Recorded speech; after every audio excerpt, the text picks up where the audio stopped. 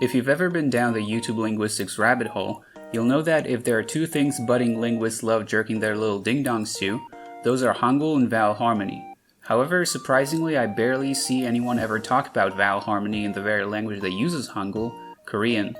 Part of it might be that the current system is a shadow of its former self, so it gets overlooked, with many learners not even knowing about its existence, which is a shame, so let's talk about it. But first, what even is vowel harmony? It's a type of assimilation, and assimilation is a process whereby a sound changes its pronunciation to be closer to that of a neighboring sound because in general it's easier to pronounce two similar sounds one after the other. Vowel harmony is a rather extreme example because it doesn't affect just neighboring sounds, but typically all vowels within a word. So you start with a vowel that has some feature, and that feature spreads to all other vowels in the word. These can be various features such as backness, height, roundness, or nasality. As such, vowels in languages with vowel harmony organize themselves into groups and only co-occur with other vowels from the same group. The outliers are called neutral vowels, which aren't paired up with any counterparts, and they can either be transparent to vowel harmony or they can block it.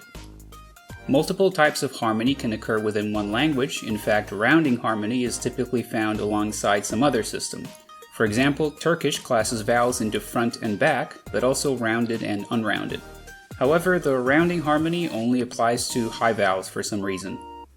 Okay, let's look at the vowel inventory of modern Korean, and I'm gonna only include monographs. The one that I just obscured originate from diphthongs. This is how the vowels are classed according to the harmony system. Well, what type of vowel harmony is this?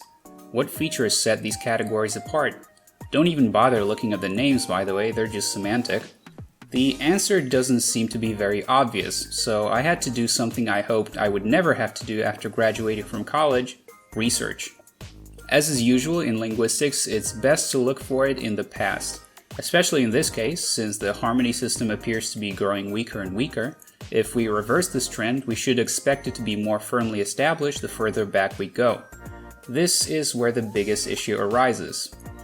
There is no consensus as to the vowel system of Old Korean, or whether it had vowel harmony to begin with.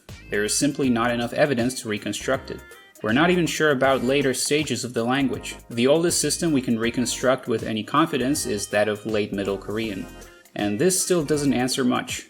I've seen every explanation under the sun for what feature distinguishes these so-called light and dark vowels, including height, backness, based on reconstructions of Old Korean vowels from fucking Mongolian loans or something, which has been contested, and even tongue root position. Apparently some schizo tried to even reconstruct an imaginary vowel in Old Korean to explain why ah is classed in this reconstruction as a front vowel. Even Labov weighed in on the discussion. I was like, what the hell, what are you doing here? I thought you were a sociolinguist or something. All in all, it's just a bunch of dudes throwing nerd face emoji at each other, and nothing concrete comes out of it in the end. Now that I put it that way, it makes perfect sense why a sociolinguist would take interest in this. We might never know what feature Korean vowel harmony is based on. The silver lining is, it appears to be completely intact and very regular in Late Middle Korean. So we can at least figure out what happened from there that made the system so feeble in the modern language. One thing to look at are affixes. As is the case in most vowel harmony systems, affixes in Middle Korean have different forms depending on which set of vowels is used throughout the word they attach to, and whether the word ends with a vowel or consonant. While the latter is still the case in modern Korean, the former is not, and almost all inflectional and derivational morphology doesn't care about vowel harmony at all, with one notable exception I'll talk about later. It is worth noting that if a suffix began with a consonant, the consonant would block the spread of vowel harmony, which at the very least set a precedent for invariable vowels and affixes. Another contributing factor was the loss of this vowel. Although it is still apparently preserved in Jeju, in mainland Korean, if you can call it that, it merged with word medially and later with word initially, or at least that was the general rule. This means that suffixes which previously had a contrast between the light a and the dark now featured the same vowel in all environments.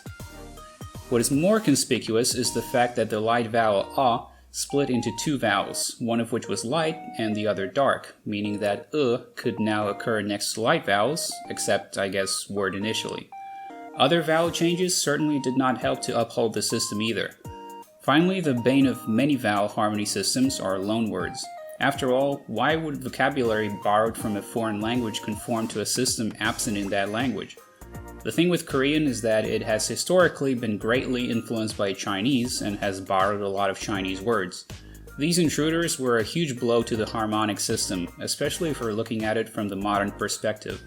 Nowadays, Hanja are rarely used, so the difference between domestic vocabulary, which at least somewhat adheres to the old system, and foreign vocabulary, which has no reason to, is more difficult to see for the average speaker.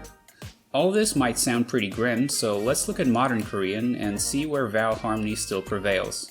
Korean features plenty of examples of sound symbolism, with light vowels being associated with certain qualities, and dark vowels being associated with their opposites. The way this surfaces in the language is that you have pairs of words which convey the same general meaning, but with different nuances dictated by the vowels they contain. Light vowels can be swapped for their dark counterparts and vice versa. This is generally seen in onomatopoeia and other idiophones. The examples I find the most intriguing are pairs of adjectives representing colors. This strategy eliminates the need to use additional adjectives such as dark or bright in conjunction with color words. The other remnant of the harmonic system can be found in the composition of complex vowels. These generally represent diphthongs, although some of them have been monophthongized. You can see that light vowels are paired with other light vowels, and the same can be said for dark vowels. The neutral vowel E, however, can be combined with any vowel. Finally, I mentioned a few minutes ago that not all morphology in modern Korean ignores vowel harmony. The exception is the infinitive form of verbs and adjectives, which consists of a vocalic suffix, which surfaces as a after light vowels and a after dark or neutral vowels. In addition, if a stem ends in a vowel, the resultant hiatus is usually resolved by combining the vowel from the stem and the vowel from the suffix. In fact, the reason why this is possible is that both infinitives and complex vowels adhere to vowel harmony. Since a light stem combines with a light suffix, the two light vowels can be combined. The same goes for dark vowels. But even in this example, we can see the system slowly falling apart. This common verb, whose stem contains a light vowel, is affixed the dark a in the infinitive. Yet you can still combine these vowels into one. I guess you could call this a form of rebracketing, because this vowel is actually a combination of these vowels and not these. For another example, let's look at stems ending in the consonant pip, which is common especially in adjectives. The infinitives of these words usually drop the final consonant and replace it with a dark vowel u, regardless of the vowels in the stem. This once again breaks vowel harmony. The harmony is preserved in monosyllabic stems, however, and actually in all stems if you're in North Korea. And that's all that's left of the once great vowel harmony system in modern Korean. The system might not stick around for long, so let's enjoy it while it's still there. Vowels tend to move around as languages evolve, making vowel harmony systems somewhat volatile in nature, and they can sometimes disappear completely. I'm looking at you, Estonian. Hey, where the fuck you think you're going?